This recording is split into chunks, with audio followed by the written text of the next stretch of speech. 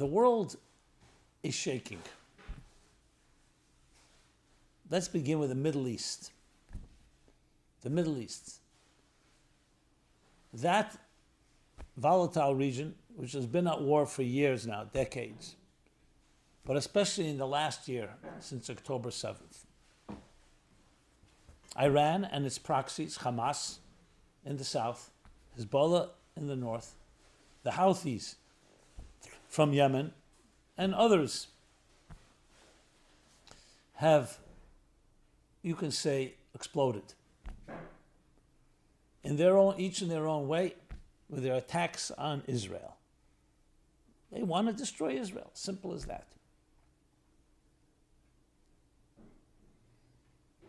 So beyond the what shall I say, the horror of these atrocities, what stands out most glaring is leadership. Where are our leaders?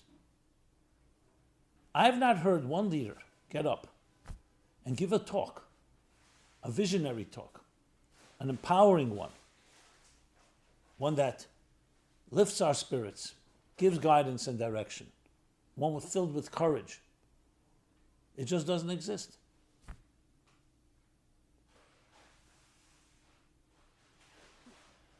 We can talk about the entire world, but I'm focusing on this country, the United States.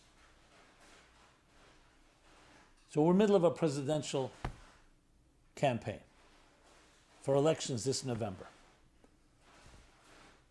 Look at the surprising upheavals that has endured.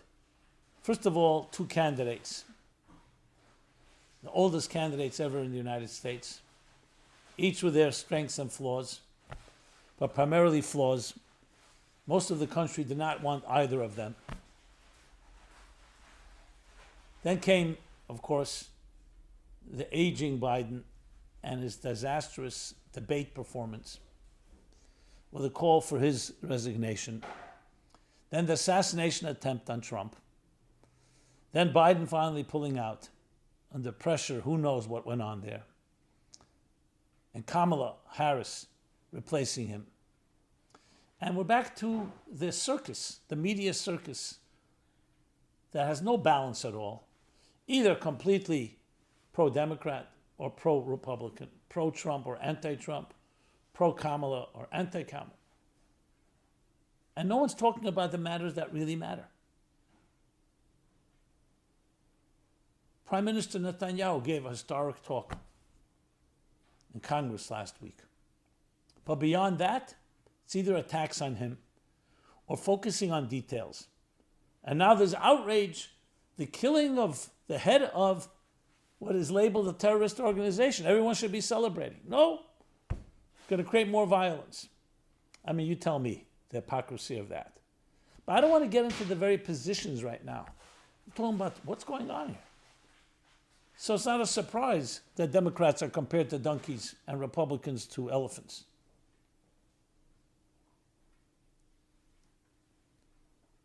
And I'm not talking about now individuals. If Mr. Trump hears this program, I don't want him to feel I'm attacking him. On the contrary, what I would like to hear, and that would be most impressive, is both Donald Trump and Kamala Harris would each in their own way get up and give a historic talk. Show what a leader is supposed to say. So what is a leader supposed to say? So we had examples. Ronald Reagan was a very good example. Even if you don't agree with all his policies, but in times of crisis, he stood up and you felt like a leader. You felt you were in the hands of a master. His biggest critics would say he acted it. He knew how to put it on. But he made the country feel united. In other times of crisis, of wars, we've seen leaders rise up like that. Abraham Lincoln, his time. And perhaps FDR during World War II. Churchill, of course. What is required of a true leader is a bigger picture, a vision, and in turn guidance, direction. We're not talking now about actual strategy. That can be worked out behind closed doors. But how do you look at a world like this? For that, you need to have moral clarity yourself. If you don't, obviously you cannot be able to share it with others. And that is what is sorely lacking. What you see in the streets of America, a confusion, and not by all, definitely by the ones that are noisy. That confusion exists at the top. It's become pandering, politics, polls. What do you stand for? Not just to make everyone happy and not to ruffle anyone's feathers. What do you stand for? And interesting, the Jewish people and Israel are the perfect lightning rod. Some people call it like the miner's canary. But the lightning rod that attracts both hate and also respect. Because the Jews always represented a higher cause. In the time of the Egyptian exile, close to over 3,300 years ago, they were the ones enslaved. So they represented freedom when they became free. And ever since, that's become the model of freedom. Exodus. The founding fathers compared themselves to the Israelites leaving Egypt. And throughout history, an oppressed minority that represented values and kept on advocating those values and growing in those values, the values that today we cherish. In the words of the founding fathers, all men are created equal. Or in the words of the Bible, all people are created, every human being in the divine image. And by virtue of the Creator are endowed with unalienable rights. That's the essence of the healthiest and the best of the human race. And that has consequences, how we treat each other. And how we behave when we see a country like Israel being under attack. And stop looking for moral equivalence. I'm not saying Israel can't make mistakes. But what do you think is happening in the world when they look at the United States today? They see a weakened leadership or no leadership. This is the most vulnerable time. This is a time where I could see everything being taken advantage of by our enemies. So I'm not surprised at many of the things that are happening. We don't want to suggest more will happen, but we need desperately this type of leadership. Not donkeys and not elephants. Vision. And where do you get vision from? You don't get it from pollsters. You don't get it from the media. You don't get it from your family. You get it from the texts, the sacred texts that the founding fathers studied. The texts that define what it means to be human, what is righteousness, what is just and what is unjust, what is morality, what is immorality. There's a reason you label it an organization a terrorist organization. That means that organization stands for something that is antithetical to the human race. So live up to what you said. A terrorist organization should be eradicated unless they change their ways and change their policies. The only silver lining you can say is there's the expression that at the end of days we'll see clearly. It's much better to see your enemy clearly than subterfuge. That's why spies, counterintelligence is so important, because if you don't know who your enemy is, you think your enemy is your friend. So one thing is clear, the declaration of war against Israel that began in 1948 and maybe even earlier philosophically is now in the open. Just look at what Turkey said the other day. We will destroy Israel. Iran says it openly, Hamas says it openly, Hezbollah says it openly, and others maybe couch it. But it lies at the heart of Muslim fundamentalism. That it's not the Jews and not the Christians, but it's the Muslims that should control the world, and definitely the Middle East. Definitely a part of the world, Israel, that they control for a while. But no one talks about that. Clash of civilizations, yes. And perhaps deeper than that even. It's not just civilizations, it's a way of looking at things. That's all part of a visionary's way of thinking. That's how a leader thinks. What are the underlying forces? And how do you counter that? You're going to need, because right now what's happening is, I don't want to call it slow bleeding because it's not so slow. But it is, relatively speaking, slow bleeding. What's going to be required is a tremendous confrontation. A confrontation with Muslim fundamentalism, with extremism that calls for the death of innocent people, for the destruction of a country, for the destruction of a people. And the war is not just a physical war of getting rid of terrorists and rapists and people who burn children and take babies as hostages, but it's changing their whole attitude. Just like in Germany, it's forbidden now to teach Nazi ideology, and Germany has become a country, an ally to the United States, to Israel and other free countries. The same thing with Japan. That has to become the norm in the Muslim world. That's going to require a vision. That's not just going to require arms and fear. That's necessary as a deterrent. You need strength. That's part of what a leader says. So if we were to say talking points for a true leader that's not just an elephant or a donkey, the talking points is number one, moral vision. A moral vision for the entire world equally. Every country, every people, every race, every religion, every color, every stripe, people of faith, no faith. There's a moral demand, an expectation of how we should live and look at each other. Stated very clearly. Just like there's the Marshall Plan. This has to be maybe even bigger and larger because today with technology, this is for 8 billion people. That's how a leader should speak. For 8 billion people, not just for your community, for your constituency, for your country, for the world. What is that moral vision? That allows for diversity, but in a moral way. That requires very strong spiritual underpinnings, spiritual cornerstones, foundations. That's one.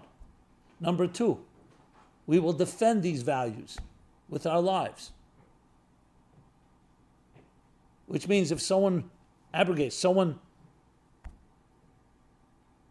defies them or breaches them in any way, an attack on innocent people, the world will defend it. The innocent. Without compromise. No negotiations with people who are criminals, with terrorists. Strength. Number three, a call for a change in the education systems and the values, how things are done. We're not telling people how to serve God. The country, United States, was always based on separation of church and state. But to hurt other people in the name of your God, that's unacceptable. Look at the protests that were going on in Washington. Again, the ambiguity, the pandering, having to say this for this constituent, for that constituent. It's all the opposite of what leadership is about. I remember when the air traffic controllers struck. And what did Reagan do? He fired them all. No one would ever do such a thing, because that would put seemingly create more danger. No, there was standards and values. And when he called the Soviet Union an evil empire, he's crazy. Star Wars. But the clarity of it was critical. And then the implementation out of strength. And we don't want war. We don't want blood. We want peace.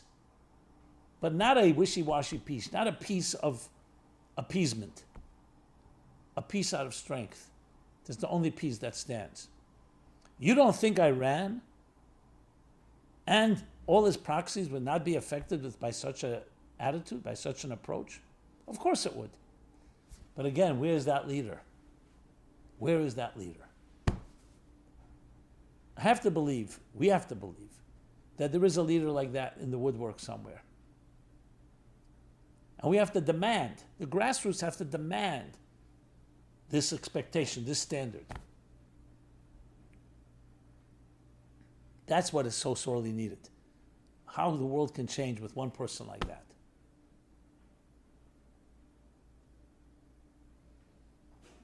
As you may know, I recently became friendly with the Argentinian president, Javier Milei. I hope he's one of those leaders. And should these words get to him, I hope he hears it. This is an opportunity, not of a lifetime, of history. And this is not about ego, not about making a mark and making a legacy. It's about the world needs it. That's what true leaders are about. Now you could say, why doesn't this happen from the grassroots? The thing is, people, not because people can't rise to the occasion, but people are busy with their things and they're focused on their own little survival, and especially when there's distortions and there's a media that's trying to propaganda and try to brainwash us. It's very difficult to make heads or tails. That's why we need someone who can rise above the fray, rise above politics, and understand what is needed today. Oh man, how sorely needed is that? And oh man, what kind of changed world it could happen if we had a person like that. So that's what I'm advocating for. That's what we should be advocating for. Not an elephant, not a donkey, not a camel, not a goat, not a sheep. A human being shining with a divine image, of a divine vision, a transcendent vision for the world, but one that's not removed from reality, that's very much grounded. Your head can be in the clouds, but your feet firmly grounded, planted on the ground, to address the issues at hand, but with that spiritual moral vision. So it's not a pro or anti. It's not pro-Israel, anti-Muslim. It's pro-everyone, pro the divine within everyone. Well, we have to be asking every one of our Jewish, Muslim, Christian, Buddhist, Hindu,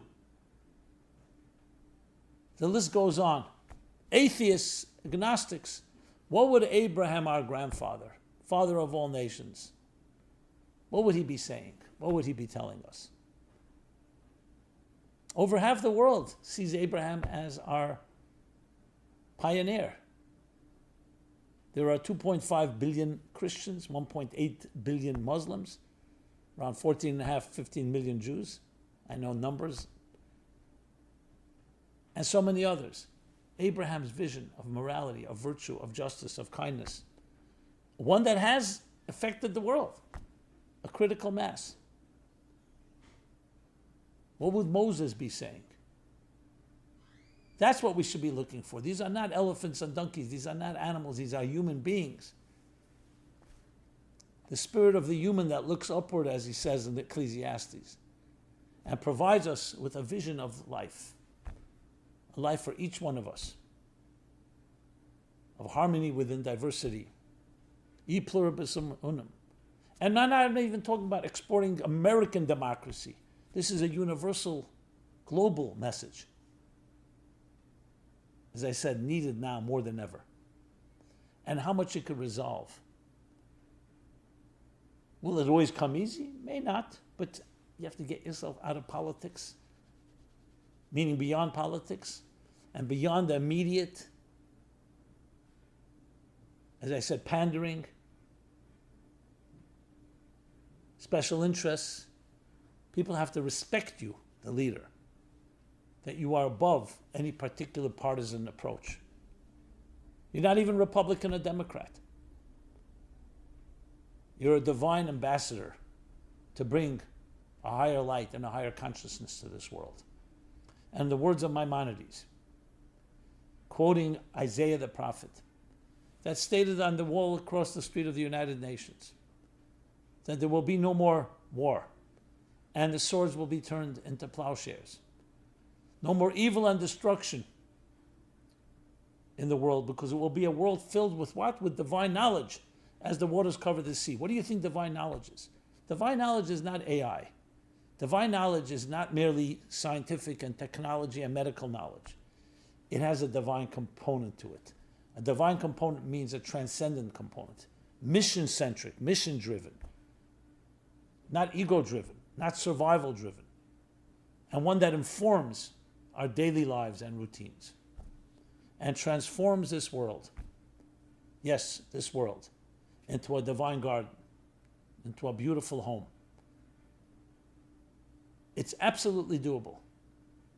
But you need the requirements. You need the strength, that moral certainty, and above all, not to become trapped.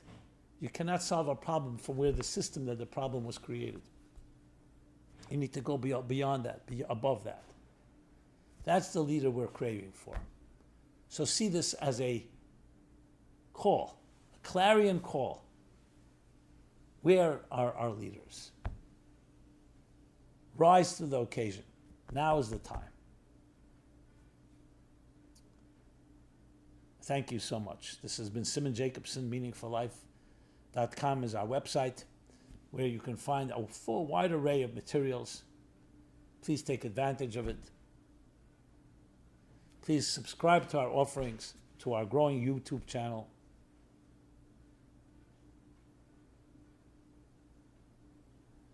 And please share. And I'd love to hear your comments, your thoughts, your feedback. Be blessed and be well. And we will see a bright and better world, better than ever before. Thank you.